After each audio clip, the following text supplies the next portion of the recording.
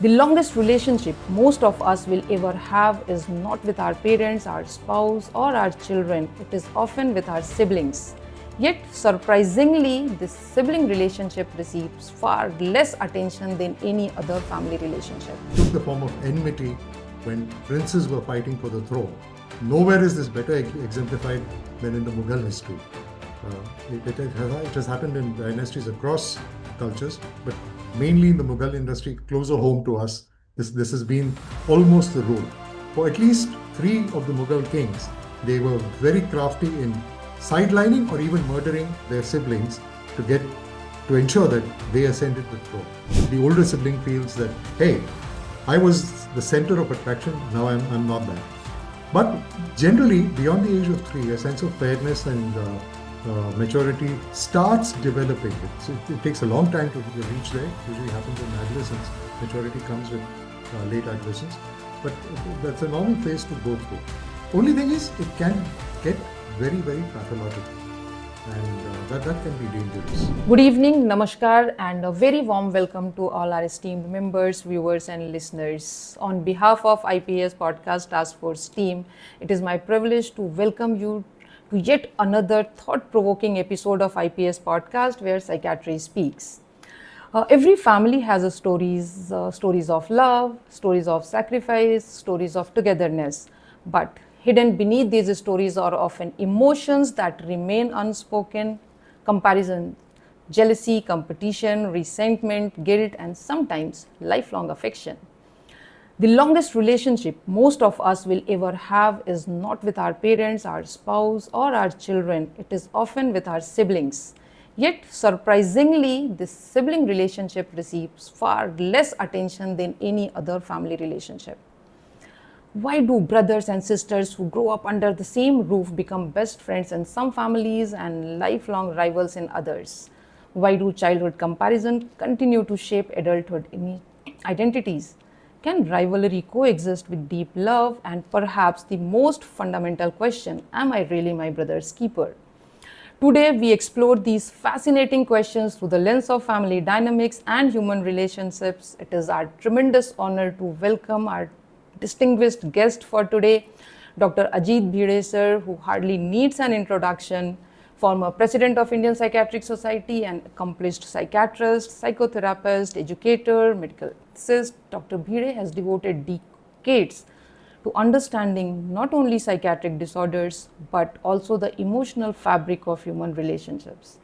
His work spans adolescent psychiatry, psychotherapy, preventive psychiatry, ethics, literature, and humanities, among many others, making him uniquely placed to discuss the complexities of sibling relationships. Sir, welcome to IPS Podcast. It is our privilege to have you with us today. I'm delighted to be here, and thank you for the warm welcome. Thank you, sir. And before we begin our today's conversation, I would respectfully invite our esteemed IPS leadership to share a few words with our audience. It is my privilege to first invite Dr. T.S.S. Rao, sir, Honorable President of Indian Psychiatric Society, to kindly address us. Good evening all, and I'm extremely happy today we are seeing Dr. Ajit Bhide talking to us. But my association with Ajit Bhide is a long one. 1979. In fact, we joined together and classmates that way, but all said and done, whatever sibling rivalry is talking, that was there in play. Because when we started our ABC, he was already knowing a lot of psychiatry. So, though he was my classmate, we used to look at him as a faculty rather than as a classmate. And I think that particular experience, you call it sibling rivalry or sibling friendship, has been carried forward. More than anything else, my English was bad. Communication was poor. And he was one of those masters of what we call language and communication. And maybe my initial few days, he spent a lot of time refining me. Actually, maybe something needs emphasis or mention. It is great going, and I'm well aware of so many positive things which have been mentioned. Whether you call him as an actor, a highly intellectual, a renowned psychiatrist, and more than anything else, has been a family friend. My wife listens to Ajit Bhide rather than me. In fact, this is the story at home. So whenever I have problems with my wife, one straight call goes to Dr. Ajit Bhide. Ajit, looking forward to you. Thank you. Thank you so much, sir, for sharing these experiences with Dr. Bhide, sir. And may I now request Dr. O.P. Singh, sir, Vice President cum President-elect of Indian Psychiatric Societies, to share his thoughts. Good Dr. evening, O.P. Singh, sir. everybody. Good evening. It is my pleasure to welcome all for this 11th podcast. Our President, sir, and my team of IPS, and great work by the podcast team. It is great to have Dr. Ajit Bhide, who is a master communicator, and I happen to work first as editor under his presidency and have very fond memories for that. And his directions and his clarity of thought is very important. So I will not take much time. We all are waiting to listen to him. So my best wishes. Thank you. Thank you so much. Thank you, sir, for your insightful message and for your unwavering support in strengthening this platform. I now have the pleasure of inviting Dr. Arun Marwale, sir, on Regional Secretary of Indian Psychiatric Society, to kindly share a few words with us. Good evening, everyone. Respected office bearers, respected committee members, all the senior members, because I could see so many senior members here. So, respected senior members and rest audience. And last but none the least, Dr. Bhide, sir.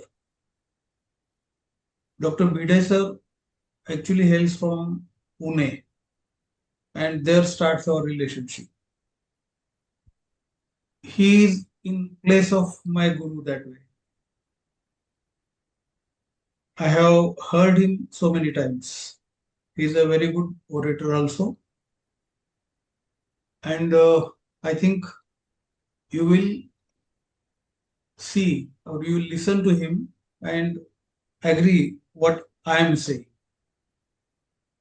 So, till today, this committee has presented so many gems of our Indian psychiatry. So he is one of them, excluding me. Be sure, excluding me.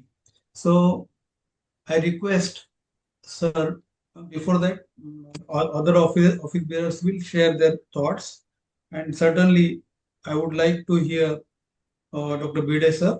So thank you, everyone. Thank you so much. Thank you, sir, for your valuable remarks and for your dedicated leadership and continued guidance to us. May I now invite Dr. Lakshmi Naresh Vadlamani, sir, on the Treasurer of Indian Psychiatric Societies, to address us. Thank you, Dr. Archana, Dr. George, Dr. Dhananjay, and the whole podcast team. Wonderful, wonderful, wonderful. I mean, it's going on extremely well. The popularity is increasing of the podcast. Today is the 11th session, I think. So, and really, we are really privileged to have Dr. Ajit Bhide as the speaker. And I mean, my association with Dr. Ajit Bhide was probably somewhere when I was the EC member under him. And he was an astute statesman and not a strict, strict discipliner, but yes, discipline was important to him as well. And there's one thing that I've learned from him during that time, pardon me whether he remembers or not, it's about one should have patience. Right. So one should give oneself time to think and then probably act appropriately. Right. So thank you very much, sir, for the advice which you have given. I don't know whether you remember that. But then we are really privileged to have you on this show, sir. Welcome very much. Thank you. Right. Thank you, sir, for your kind words and your steadfast support to us. And as Dr. Sujit Sarkil, sir, excused himself, he's somewhere busy not joining us, but he had sent his blessings to us. And once again, thank our IPS leadership for their constant encouragement and unwavering support for the IPS podcast. So, to Dr. Ajit Bhide, sir, before we begin our today's discussions, our audience would love to know a little about you and your own journey. What inspired you to choose psychiatry, and how has your long experience shaped the way you understand human relationships, especially within families? Hi again, Archana. We've been talking for quite a long time, on and off, for the last few days, getting this program organized. I'm sorry I could not be there for the 10th as you had requested, but I'm very privileged to be here for the 11th. You've been regularly in touch with me for this, and I must say that I was overwhelmed by all the uh, introductory remarks by our office bearers and others. Uh, Hats off to the podcast team. As Philip, I just noticed that Philip is saying exactly the same thing. Uh, you've done a great job. This is the third podcast that I am listening to, but the first I didn't expect to be invited over here this early, but thank you very much. I must also thank my dear friend Satya, who spoke so warmly about me. This morning, he made a personal invitation to me, which is totally unnecessary, but deeply, deeply, deeply appreciated. As usual, Satya will never fall short on a protocol, and his warmth shines through.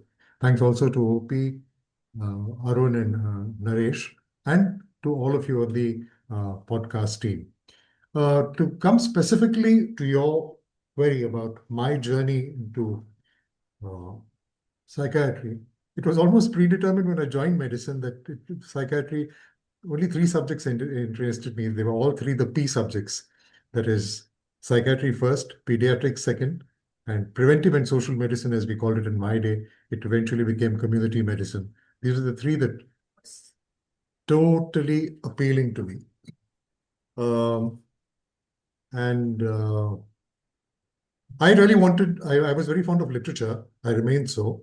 And within literature, drama. Way before I started acting on stage in a substantial way, I was attracted to drama and I wanted to take up drama as a performer. So I wanted to take up acting. I got the admission form for the National School of Drama, and I found I was not eligible because I had to complete my plus two. The medical curriculum was a little different in my time. So at the 10th standard itself, or 11th standard itself, I could join medicine. So my father was very disappointed when he said, "You've got good marks. Why do you want to go into drama? You should do something that will put bread and butter on the table. You can have drama as a hobby, but not." But then I think made a good compromise because I took the most dramatic of all medical specialties to come to psychiatry. You would agree with me. I think all of you would agree with me that no clinical subject is nearly as dramatic as psychiatry tends to be, and so it should be. So that is on account of my personal journey. I was lucky to get into good institutions, both for my undergraduate and postgraduate studies. And while I was doing my post-graduation, there was a small family issue, on account of which I gravitated to child psychiatry.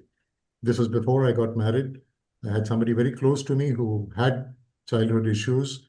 It was turned out to be magnificent without needing any psychiatric intervention now. But that's what interested me in child psychiatry. And I had the opportunity to take up child psychiatry within demands. Of course, this was a day before super specialization. I don't have a DM in child psychiatry, though my major interest is in adolescent psychiatry. So that's, I have also found that psychiatry is something that keeps my other interests, particularly in the arts, as well as the particularly literature and performing arts, keeps my interest alive. And I'm very grateful that life has given me this opportunity. And I enjoy interacting on these particular avenues with all my fellow professionals, both in the arts as well as in mental health. Thank you, sir. Uh, to set the context, sir, first, we are delighted to have you on this program, sir. As everybody said, really would congratulate you. And I think today's many comments, people are eagerly waiting to hear from you. And today's episode, uh, it's one of very unique ones, sir, and I'm sure that's made people get attracted uh, to this episode, I feel personally. The episode, we are looking at the topic as "I'm a my brother's keeper." Sir, what does this phrase mean to you? And more broadly, why do you think sibling relationships have received far less attention than parent to child or marital relationships, despite being most among the longest relationships in our lives? That's a very broad question and a very well phrased question, I dare say. Of course, the my was missing when I sent the title. I'm sorry about that. It should be Am I my brother's keeper? And you have corrected it. Thank you for that. I think with age, one tends to make some slip ups. So that's how it happened. So you, of course, being a Christian, were familiar with the story of Cain and Abel, in the biblical story of Cain and Abel. And the line comes from the Bible, actually. So Cain and Abel were the first progeny of Adam and Eve. And Abel was a likable chap, Cain not so much. And it was an agrarian community at that time. And what happened was that Cain, out of jealousy or his more attractive brother, Abel, went on to murder him. When the fight could not be resolved, he murdered him. And when the parents asked him, where is Abel? I mean, you both were supposed to be together. He said, am I my brother's keeper? So that line has appealed to me as a fundamental one to convey the essence of what Sib rivalry is all about. Of course, Sib rivalry doesn't go on to murder in the vast majority of cases, though it has gone on to that. And we know a lot of this because Sib rivalry very commonly was for power. Sib rivalry took the form of enmity when princes were fighting for the throne. Nowhere is this better exemplified than in the Mughal history. It has happened in dynasties across cultures, but mainly in the Mughal industry, closer home to us. This has been almost the rule. For at least 3 of the Mughal kings, they were very crafty in sidelining or even murdering their siblings to ensure that they ascended the throne. So that's where it comes from. Now, coming to the second part of your question, I'm not sure that it doesn't get the attention. Let's also face the fact that the misery that attends on families in the form of marital disharmony, in the form of severe conduct disorders, in the form of alcoholism causing family problems, is much more than Sib rivalry does.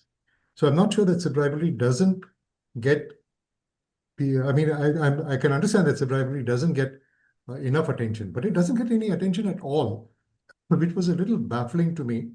And I have spoken on this on 3 other occasions in different forums, 2 of them in mental health forums, but even otherwise, because this subject fascinates me. And Sib rivalry is something that is very much present. It's not nearly as rampant as, say, marital disharmony, but it needs our attention. That's what I feel.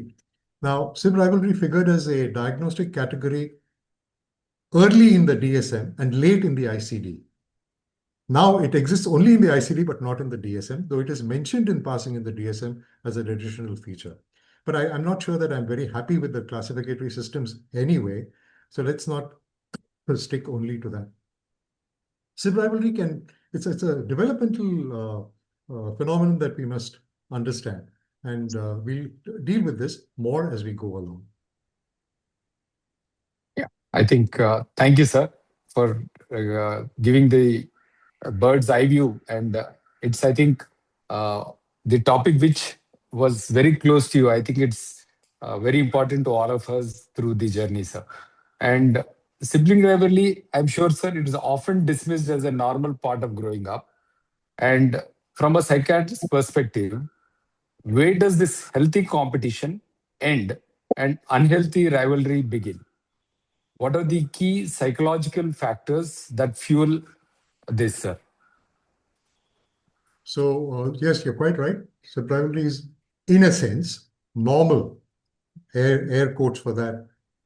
So, Sib rivalry is normal at a certain developmental phase, especially between the ages of 0 and 3 years. It's quite common that the older sibling threatened in some way, and this threat is particularly with regard to parental affection and attention. The older sibling feels that, hey, I was the center of attraction, now I'm not that. But generally, beyond the age of 3, a sense of fairness and maturity starts developing. It takes a long time to reach there. It usually happens in adolescence. Maturity comes with late adolescence. but that's a normal phase to go through. Only thing is, it can get very, very pathological, and that can be dangerous. There are instances which are quite humorous about how sib rivalry arises. I remember one particular family where the neighbor asked the little child, he said, "You've got a baby sister, can I take her?" He says, "Please take her, take her, take her, don't bring her back." That was the notion. So it was amusing. And of course, in that family, things resolved quite well. This is a social acquaintance, not a clinical case that I'm talking about. As the child grows older, it learns, just as separation individuation occurs, it learns that it has to get along with other people, and most importantly, other family members. And by the age of 6, most of such rivalry gets resolved adequately. It very rarely goes on, and then when it goes on, it can go on even into adulthood. We'll speak about that a little later, and that needs very, very definite attention. There's another concept that we must be aware of: birth order. For a long time, the data seemed to suggest that the eldest sibling was the most likely to have sib rivalry. Now we know that it is not necessarily the eldest child. Of course, we've come to the norm of 1 or 2 children in a family. When there were larger sibships, the middle orders, the second and third offspring, were very prone to sib rivalry because they felt squeezed out. Typically, and this holds true, though it's a common knowledge, the eldest child tends to get attached more to the parental father figure. The youngest child usually goes with the mother figure, and the middle children feel threatened that I'm not getting attention from either of the parents. So the second child, it emerged, was very, very prone to sib rivalry. Now we know that across the sibships, all are prone to sib rivalry. I know particularly an adult case that was brought to me by a physician, or let's say doctor friend's youngest brother. He was the 4th or 5th siblings. The eldest brother, who was the doctor and friend of mine, this brother developed sib rivalry from a very young age because he was a relatively poor achiever compared to the eldest brother. And he always grudged him the attention and appreciation he got from the entire family because he was an outstanding achiever. He went on to be a gold medalist surgeon and so forth. And he wanted to get rid of this brother. So this was a pathological sib rivalry that persisted and is now sensibly resolved. So there are instances of various age groups being sib rivalry can occur throughout life, but it is most commonly resolved early in life. Thank you, sir. I think it takes us all back to the story of Mahabharata also. This question leads to there, sir. The role of parents, as we want to hear from you, sir. Parents often say we treated all our children equally. That is a very classical way we commonly hear, sir. But yet siblings frequently perceive their childhood totally different. How do you see this comparison, the birth order, the temperament, and perceived favoritism shape sibling relationships, sir? Yeah, perceived favoritism is indeed the most important ingredient in why sib rivalry takes a deeper root. The child prone to rivalry, and I'll say prone because you don't have any definite way of estimating it or predicting it, that child feels, as I mentioned earlier, deprived of adequate parental attention and affection. Whereas in fact, very commonly, quite adequate attention and affection has been delivered to this child by both parents. It does happen sometimes. Parents are humans and they can fail in their ability to be totally just. And sometimes they do overindulge a child, especially a child who's had high achievement. The other child feels left out and screams for attention, metaphorically and literally. And when that attention is given to the child, it usually resolves. The negative emotions do resolve.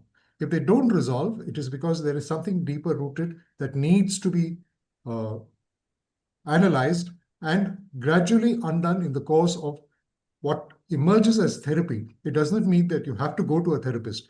with a healthy family relationship and healthy understanding, maturity on the part of parents about understanding a child's psychological being, it can be resolved within the family itself.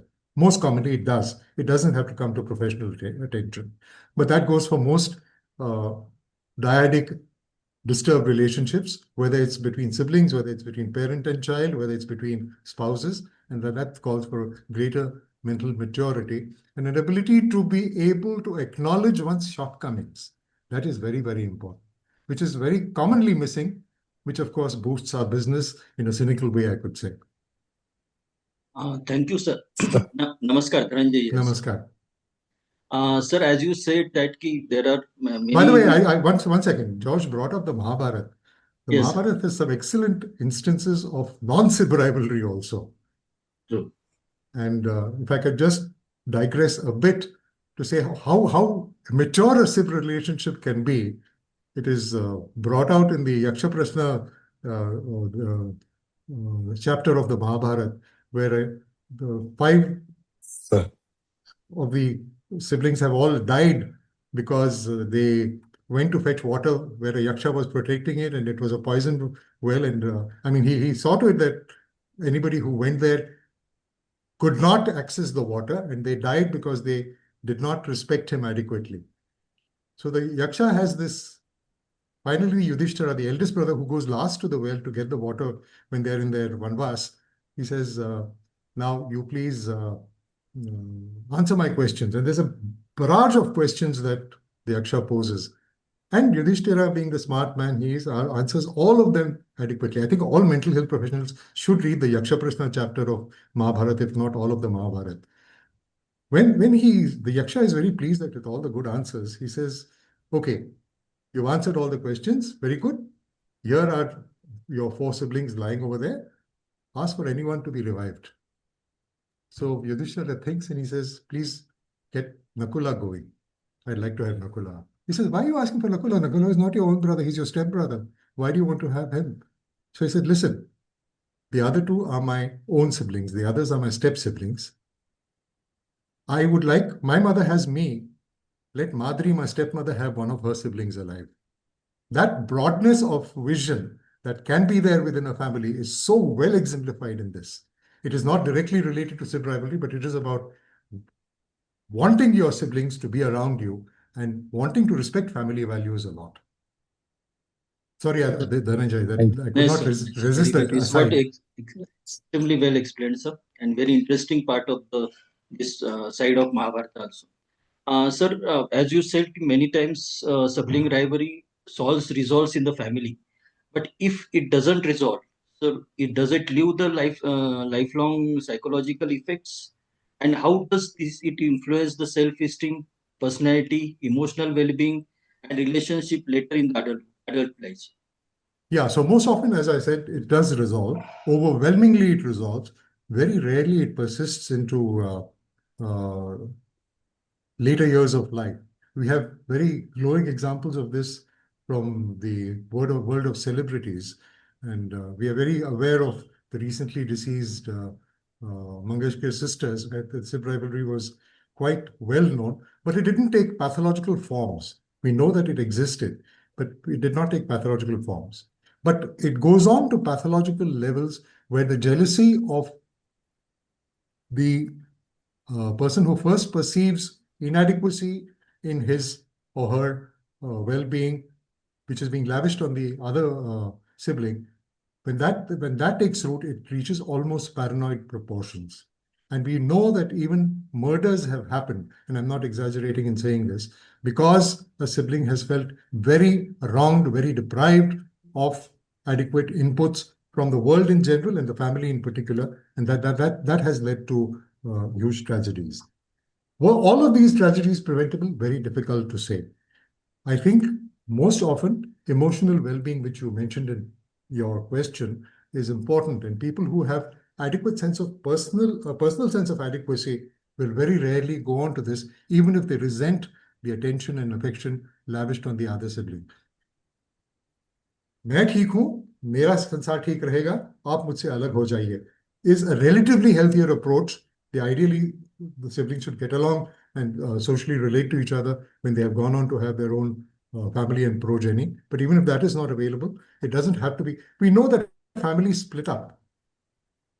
Bollywood stories are rampant with that. Most memorably, of course, Mere Paas Maa Hai, the story of Diwar.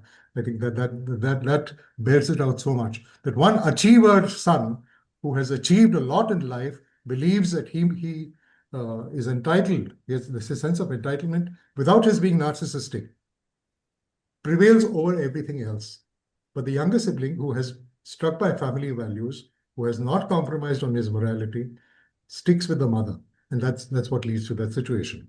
So while sib rivalry can have horrible outcomes in the long run, if it persists into adulthood, it can also not necessarily reach those tragic proportions. It can be a sensible sense of isolation from the sibling about whom the index person has a sense of jealousy or rivalry. Thank you, sir. Interesting. Sir, many of us assume that sibling rivalry disappears with age. But we often see the conflicts between brothers, sisters, and siblings resurfacing around the career, marriages, caregiving, or even in the inheritance also. Why do these childhood dynamics continue into adulthood, sir? There are a lot of factors that go into this. I can think of two vignettes straight away, if you don't mind my going into clinical case vignettes. There was a bank officer, and that bank officer rose very high in his career because he was a very capable person, much respected by his higher-ups. He was posted mainly in the metropolises, and he has two sons. The elder son was educated while the officer was in metropolises, and he went to very good institutions and did very well in life. Because he was very good at his work, the officer was posted to areas which needed more development, went into rural and semi-rural areas repeatedly. And when he goes on to these special, the slightly backward areas, let's say, the younger child is given an education in schools that at once come across as quite inferior. And he does not achieve as much as the eldest child has achieved because he's gone to exclusive schools, had great attention. To this day, the younger sibling, who is now my patient for many, many years, deeply resents this. And he held it against his parents to the extent of getting violent with them because he could not get violent with his older brother on whom he had become sort of dependent. And this has persisted. It is much less today, and he has a slightly amicable relationship with the father after the mother has passed on. Could you repeat your question, Dr. Dhananjay? Yes, sir. So as you see, but many often we see conflicts resurface around careers, Right. marriage, Right. caregiving, and even the inheritance. Also, success in life later can beget sib rivalry. We know of any number of doctor siblings who have achieved different levels of success. And at that stage, sib rivalry has crept in. I've had to deal with this at a professional level with medical professionals, sometimes with IT professionals as well, because one does much better than the other. And both are usually in very highly rewarding professions. It very rarely comes to my light, at least in my practice, it has not happened, that in the lower socioeconomic strata, this becomes an issue that my brother or sister has done much better than me. Here again, it can be healthily resolved or healthily set aside rather than become a big issue of a sort of a circus within the family and an enmity within the family that can be kept aside. So sib rivalry can be persistent without having gross social devolution, so to say. Right, sir. Sir, when sibling relationship became strained, is reconciliation always possible? And if so, what usually prevent the healing? And where should someone begin if they genuinely feel to rebuild the bond? Good question. I don't know that it can always be resolved. So, sorry, repeat the question again. Sir, pardon me, sir. When sibling relationship becomes strained or emotionally distant, is reconciliation always possible? Not always possible. Let's come to grips with that. One should be happy with what one has in terms of personal resources, talents, and make peace with it and say that my sibling can go on to have his achievements. I'm going to be unconcerned about that and continue with, it's easy to say unconcerned, but somewhere inside it may be gnawing at the soul and the mind. One can make one's peace with the fact that that person is going to go ahead and have his achievements. I will carry on with my own. It's also interesting to note that very rarely is there transgender Sib rivalry. Transgender, not in the sense that we use in the transgender in sexual orientation context, but sister to brother Sib rivalry or brother to sister Sib rivalry can occur, but it's rare. Brother to brother Sib rivalry and sister to sister Sib rivalry is much, much, much more common. So that's an important sideline, that side issue that we should be aware of. It can happen that gender issues come into the picture. And sometimes we have to face it. In this country, we are still heavily patriarchal and we are male chauvinist in great measure. So the son gets much more attention. He used to get the better portion of the food. In fact, he used to get the first serving and the daughter did not. This has largely disappeared, at least from urban India, but it still exists. And this can cause what intergender Sib rivalry also, because girls feel that I'd never got my due. I wasn't given enough attention. Though I had good marks, I was not sent to a good college because tu to paraya dhan hai, we are going to dispose of you by giving you to a hopefully a good groom, and that's the end of it. So that has caused deep resentment in a lot of females, and they come to us as patients also resenting that particular fact. But I must say, over the years, the proportion of that happening has come down considerably, because these days, especially in urban India, which is what I mainly deal with, we don't encounter this so often. Thank you, sir, for giving this wonderful overview and insights on sibling rivalry, the dimensions, and what complications can arise. So, coming to our subsequently building on that, because our podcast has wider audience and the normal people also watches. So, what practical advice would you give to parents who want to nurture healthy sibling relationship and prevent unhealthy comparison or competition at home? Right. I think that's a very fundamental question, and prevention is where our focus should be in mental health as far as possible. Very little in mental health really is preventable, but where we can, we ought to be engaging in preventive activity. So preparing a child for the new arrival in a very healthy way can be a very good strategy for reducing the chances of unhealthy Sib rivalry. In spite of that, some degree of Sib rivalry will happen. Mature parents will absorb it and deal with it in a healthy way by reassuring the older child that you are no less precious to us when the younger one has come along. When the Sib rivalry is more likely to occur if the age difference between the two siblings is very short. We have families where the age difference between the two siblings is 1, 2, 3 years. There, the Sib rivalry is much more likely. If the older sib is a good 4 years or more older, the chances of Sib rivalry of a cause for concern is much, much less likely. So that's one thing. The other thing is parents need not to get carried away. How could you say this about your brother or sister is not the approach to take, which is a very common reaction when they encounter this Sib rivalry. I have had cases where the older child has tried to smother the younger child when the parents were not looking. And I think this is something which causes alarm. But even that alarm needs a little modification by the parent to say that, hello, this is not what we do. The child had no notion that smothering would kill the child, at least not at a conscious level. But this is something that has to be looked out for.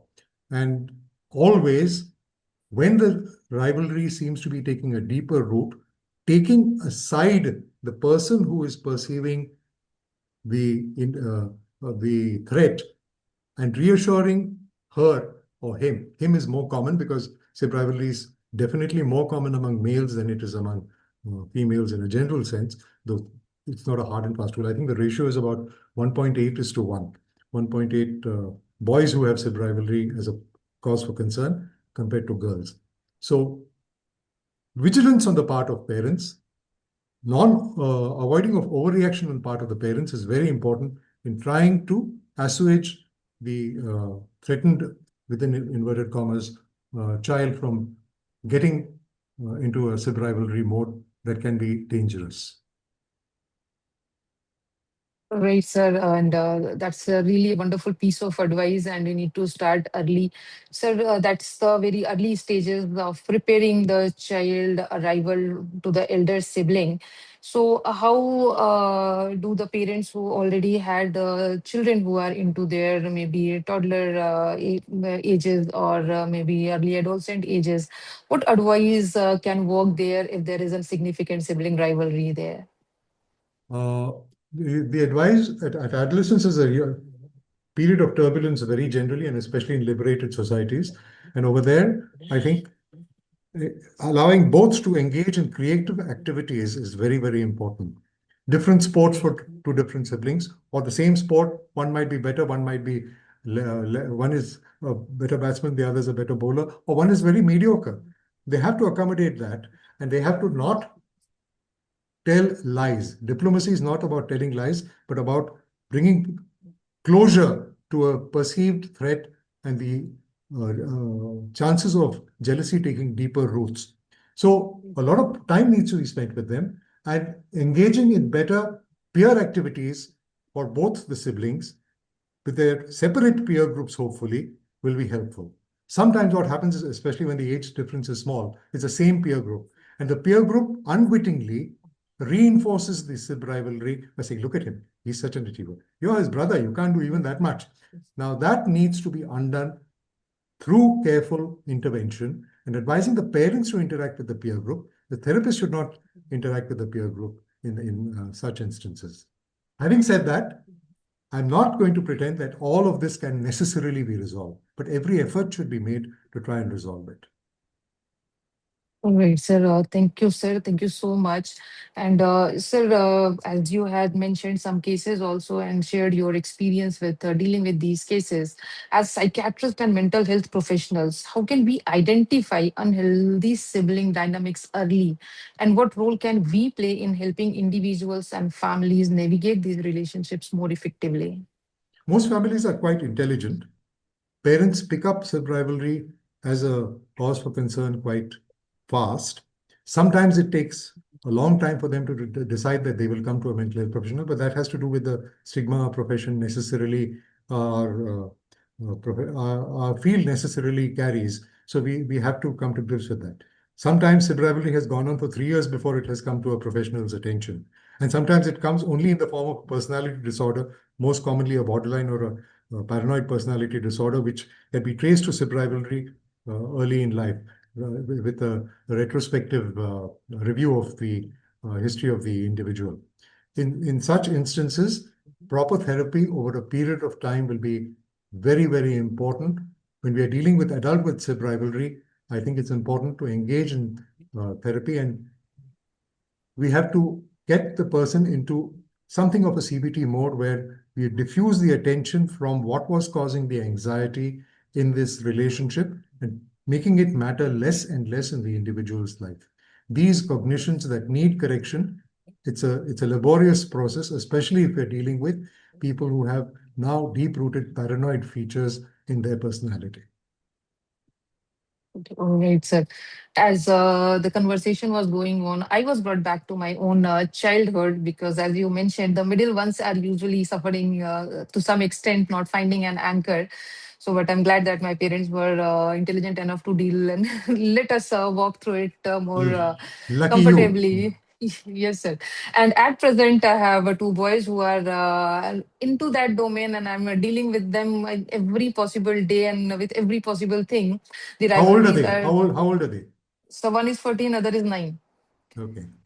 And but the rivalry is at the place. So every day I'm dealing with it. Now I'm finding more solutions to the problems which, yeah, I usually not finding earlier before listening to you. So it was wonderful listening to you.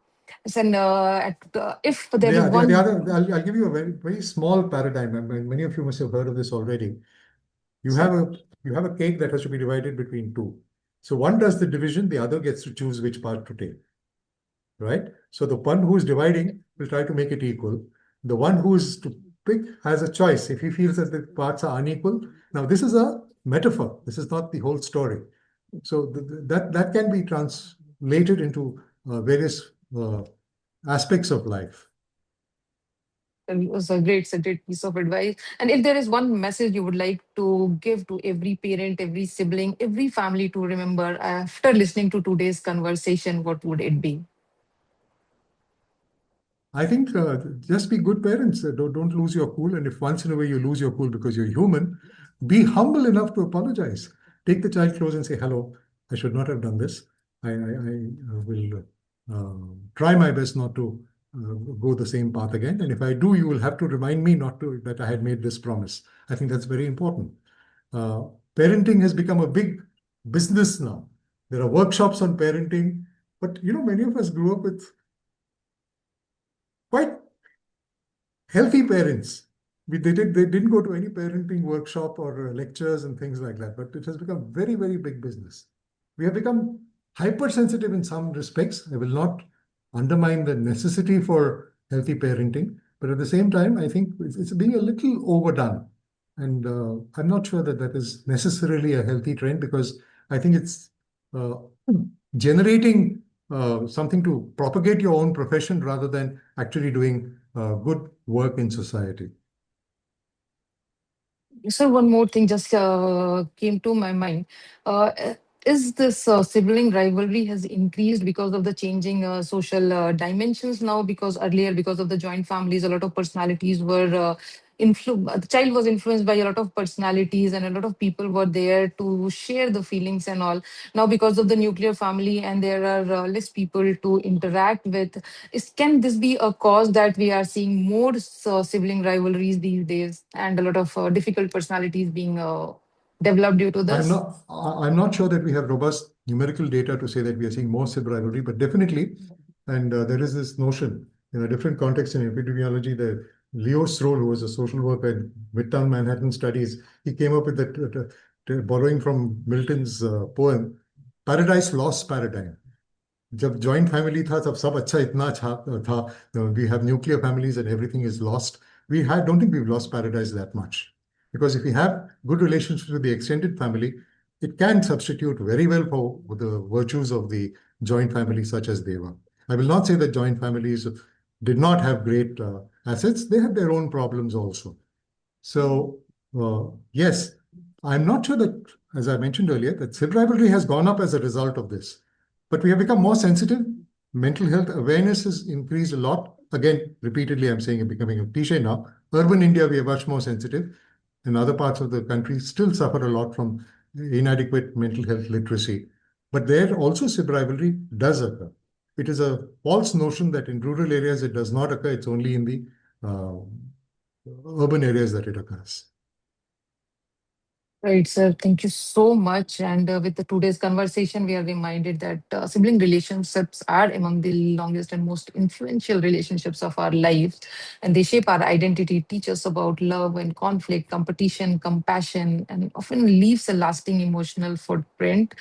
And one our sincere gratitude to Dr. Bhide sir for sharing this invaluable insights and helping us better understand the complex yet deeply meaningful dynamics of sibling relationships. Thank you so much, sir. And we have a lot of audience with us today, and we have a lot of questions also. So it's now the forum is open for discussion. So requesting our esteemed guests to interact, ask, or share their experiences. President, sir, please. Wonderful as expected. But there are some issues I just wanted to bring in, because I practice in a place called Mandya, primarily agricultural place. One is one sibling doing very well and another not doing well, maybe usual story. But many of the times what we see here is actually the rivalry becomes so strong because they have about, say, 5 acres of land, about 4 children. The property has to be divided. That's where the whole problem starts, and education is actually missing. That is one. One more major problem which I want Dr. Ajit Bhide to just talk about: rivalry between spouses of siblings. This is one of the extremely common problem. And these 2 brothers, 3 brothers, they are doing very well. But the whole problem starts when one gets married, or two people get married, or all the three people have got married. You can take it for granted. It is almost like division, separation, and a whole lot of such actually issues get into the picture. Of course, the third question is, see, often when we talk about sibling rivalry, emotions like jealousy and such those things, which actually helped somebody to do well. Any such weakness? Yeah, definitely. A healthy rivalry always begets better performance in the long run. Quite valid statement. Your second question is very important about the siblings, the spouses of siblings inducing rivalry. And we, again, going back to Bollywood, which sometimes comes up with very believable, interesting stories. I remember particularly this is well brought out in two movies that come to mind. One is Upkar, the other is Do Raste. In both these movies, the siblings get on reasonably well until a spouse comes into the picture and induces a sense of inadequacy, rivalry, jealousy creeps in at that time. And that's a very tough call. I think it needs sociological answers before mental health can step in there. Like I believe that sociologists and economists have to answer farmer suicides much more than mental health professionals have to answer this issue. Properly brought out girls, I'm assuming that the spouses are the females, not the males, forgive my gender bias. The properly brought up daughters-in-law will know how to get along with each other rather than perceive jealousy and inadequacy inequality in division of property is a very major issue. Very commonly we find that the eldest sibling grabs much of whatever is available and small bits are left for the younger siblings, which is a sad trend, which is, I think, with people becoming legally aware of their rights, is reducing over a period of time. In rural India, it is definitely a major issue, and the outcome of that is that they end up very often in a mental health professional's chamber because they are feeling wronged by the inadequate inheritance that they have received. I don't know that we have a good enough answer to that. Just like parental upbringing or parental training, what you are talking. In fact, I believe in Mandya, parent in-laws training is very much necessary. This is one of the area where right. The premarital counseling is something which the Catholic Church used to do very nicely. And I think many other organizations now take this up quite seriously, and that is very important about how to get on as a family, whether it's a nuclear or a joint family that you're going to marry into. The premarital counseling, to be mature in your attitude to not only your prospective spouse, but also to other members of the family is very important. Good, sir. Dr. Philip Johnson wanted to say something. Thank you very much. Ajit, as usual, brilliant presentation which reflects your career, your... You're muted. Philip. Yeah. It is a brilliant presentation which actually reflects your insights through your clinical practice. I have a point to make. I have a very strong comment to make, which may look like a digression. It's that, in the past several decades of my practice, we find that there is a greater presence of very strong obsessive compulsive personality traits in many of these children in whom the sibling rivalry persists to longer number of years. Many of them actually, they come up with disturbances in their interpersonal relationships, many discords that they present with. And very often you see that there is a greater presence, very strong presence of obsessive personality traits. Would you like to comment on that? I would speculate, I haven't come across this personally as much as you seem to have. I would speculate that if you have, you could be obsessed about the fact that you are wronged in this in the context of sib rivalry, and that thought is just not going away. I think that is something worth considering and treating independently, not only looking at it from a sib rivalry point of view, but from a anancastic point of view to set it right. And sometimes patients say that I know I need not get so worked up about this, but I can't help it. I Right. keep getting the feeling that my parents are unfair to me. Now that you mention it, two cases come to my mind. Two business families from Bangalore where this has indeed been an issue where the person is really obsessing about the perceived unfairness, knowing that there is not enough logical basis for it. So that will have to be considered in an ancastic spectrum, not only as a SIB rivalry issue. I appreciate that. I have another point that might reflect another viewpoint. That is that some of these people whom I have come across with the sibling rivalry as a major, not really point of presentation, but when they have been started on SSRIs or sigma-1 receptor agonists, this seems to come down phenomenally because their ability for adaptation, resilience, that comes down, that increases much better. And I see. that actually settles this over Mhm. time. And it's a very important mode of management that we do have here. Thank you Mhm. very much indeed for the excellent presentation and wonderful Thank you, insights. Phil. Phil was my immediate senior in NIMHANS, so it's always nice to hear from him. Thank you, Philip sir. I think Dr. Lavi Priyam has put a question in chat box. If she can come forward, I'd say ask question.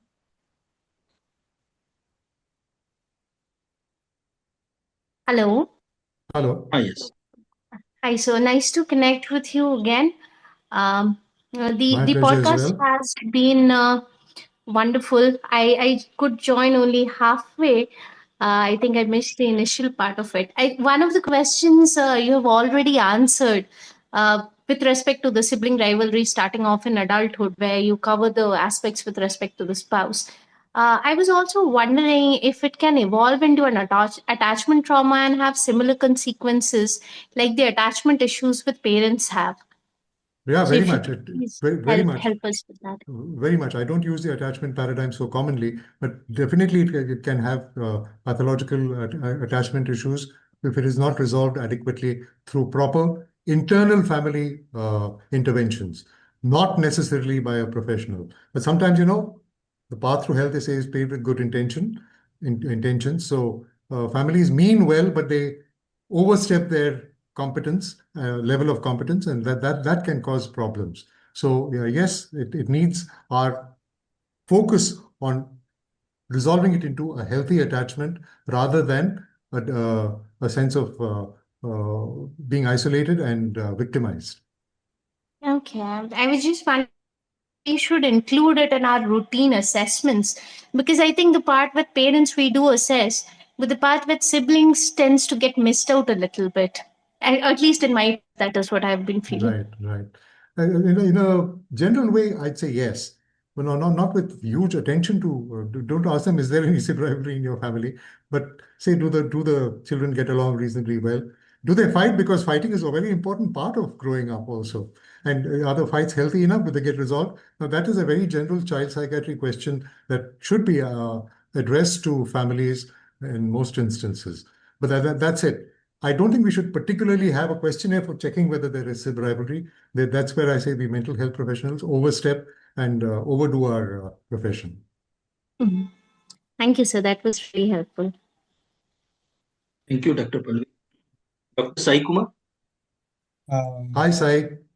Hello. Am I audible? Hello. Yes, you're not visible though. Yeah. Thank you. Nice listening to you. It was a wonderful presentation. I really enjoyed listening to that. Two questions or comments I would like to make.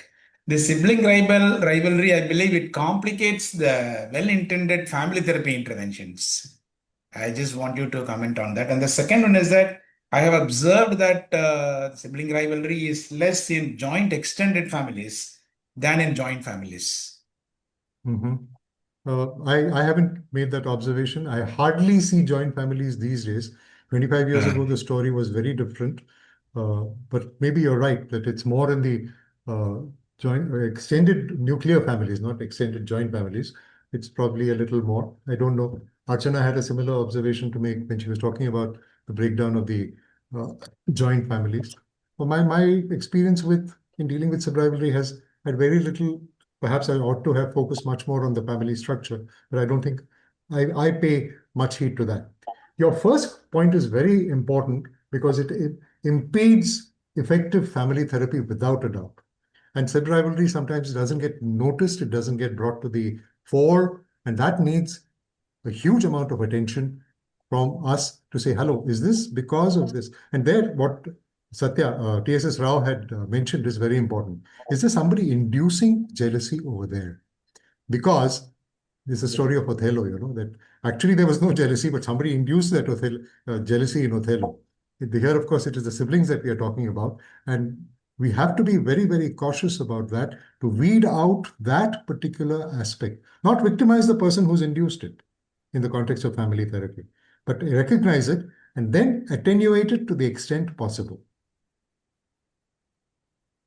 In some of the subcultural groups in some parts of the country, it becomes very violent and very aggressive. The sibling rivalry takes a form which is really uncontrollable and unmanageable.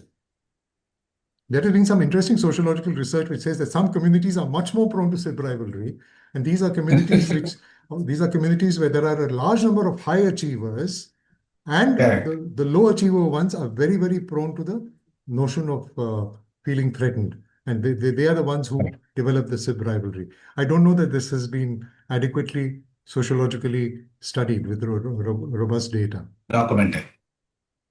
Yeah. Good. Dr. Sridhar. Sridhar Raju has an interesting question. I congratulate the team for beautiful organization and thank you, Ajit, sir. Sridhar, I can't hear you clearly. Yeah.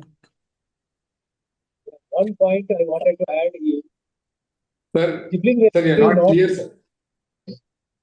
Sridhar, sir, your voice is not clear. This is the best I could do. Okay, we'll try. Go ahead. Sibling rivalry is Sridhar, go ahead. pathological always.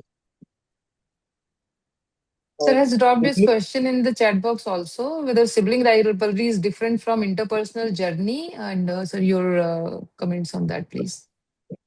Jealousy is always pathological.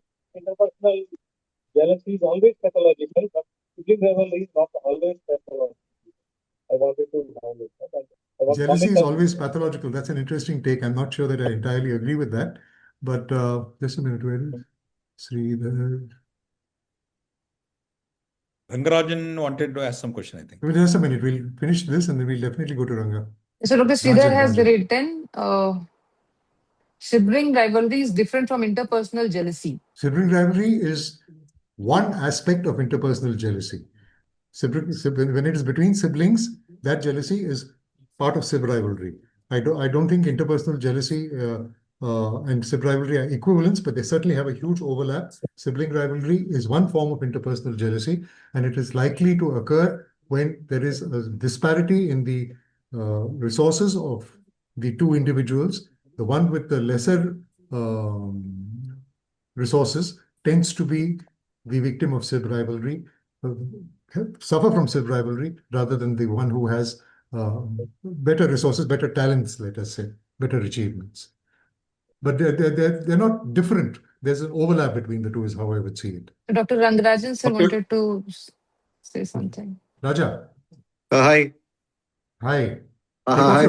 Take off your burqa. Yeah, there I am. You can see me.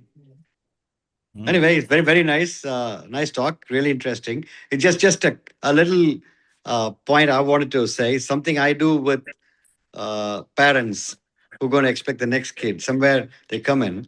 I encourage them to play a little drama or a game where they engage the elder sibling in caring for the little one.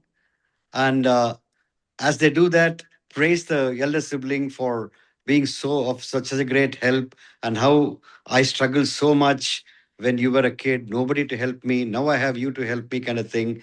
And talk to this younger kid. Absolutely. You know what, your elder brother or your elder sister is such a wonderful person, and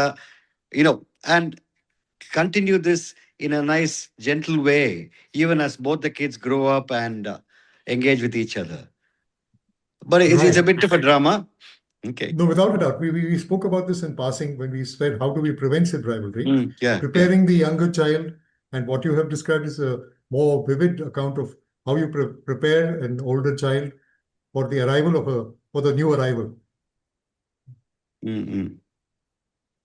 Dr. Mishra, sir? Thanks. Good evening, sir. It's really nice to listen to you always as usual. So one question I always actually hinders me, like sibling rivalry. As the child grow up, the rivalry goes down.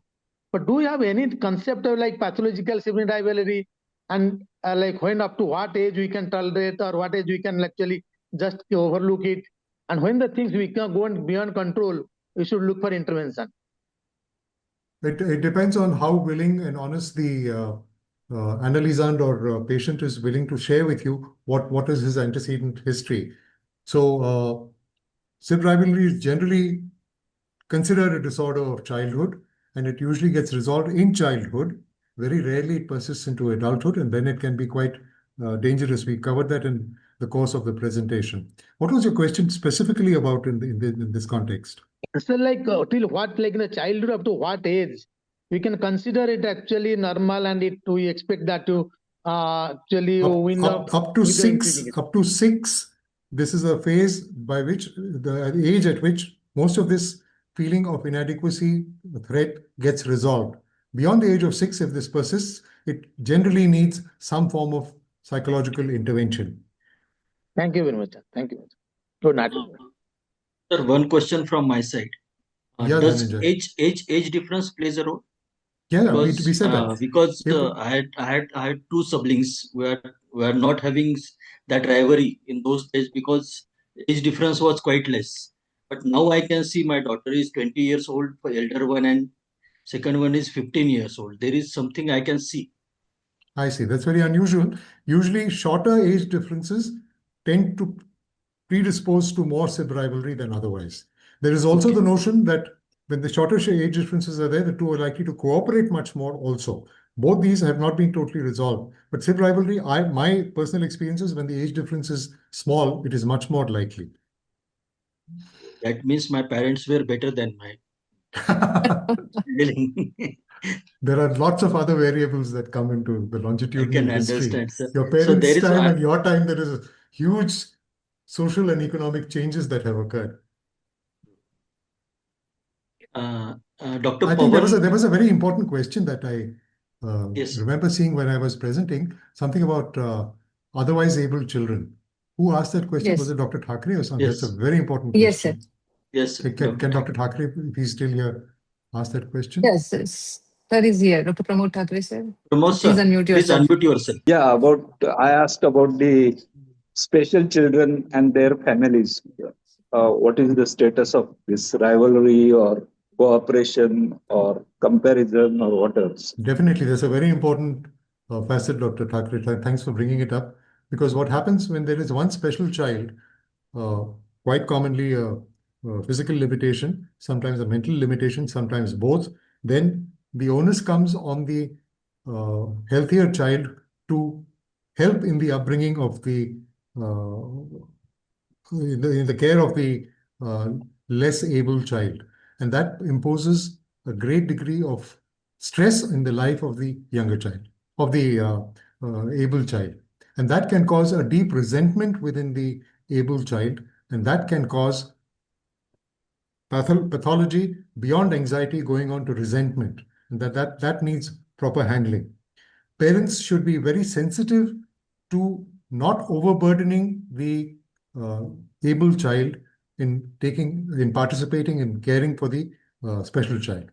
On the other hand, the special child very often is driven to feeling hopelessly inadequate because the rest of the world is going by, and that takes a deep root within saying that I'm not as good as the other, and that can cause resentment within the less able child. And that child needs adequate attention to say that nature's unfortunate blow to you has caused this issue. We are there with you to help you cope with this to the extent we can. We are not justifying what has happened to you, but we are there to help you tide over this crisis. Very easily said, not easily achieved. It needs perseverant application to get the special child to accept the fact that the family is with her or him. There was another question. Can I ask? Certainly. Yes, sir. Is premarital counseling about parenting and the various rivalries we mentioned while during the course of our discussion should be counseled before marriage or as a premarital session, counseling session, so that now the condition of divorce is getting very much high. The divorce rate is very high. So, do you think it should be a routine practice to counsel the marriage, the engaged couple about these facts? Yeah, Dr. Pramod, I had mentioned this during the course of the early part of the discussion, that premarital counseling, and I'm not a practicing Catholic by any remote chance, but I have admiration for certain aspects of the Catholic practices. One is confession. We won't go into that today. The second thing is premarital counseling. The Catholic Church insists on premarital counseling, and I think the Ramakrishna Mission had taken it upon themselves to engage in premarital counseling for couples who are willing to go there. Whereas in the Catholic Church, it's mandatory. It's not mandatory in any other organization that I am aware of. But a lot of psychotherapists now engage in premarital counseling to help people understand dyadic relationship to begin with and family relationships in the long run. We had a lengthy discourse on this in the course of the early part of the discussion today, the premarital counseling. At that stage, I don't think we'll bring up the issue of sib rivalry. But we should say that you should be good parents. We will exemplify, we should give exemplars of what is good parenting and say that you should treat all your children in an impartial way, giving enough respect to the hierarchy that exists within the birth order. That's all we can say at this. At that stage, I don't think it's wise to mention sib rivalry in any context. Thank you, sir. A very satisfactory explanation. Thank you, Pramod sir, for joining. Thank you. I think Dr. Chib has question. Is available. Testing question. Should I read Yes, out the please. question? Or if sir is Yes. there? If he is there, he can. Otherwise, I read the question. Does society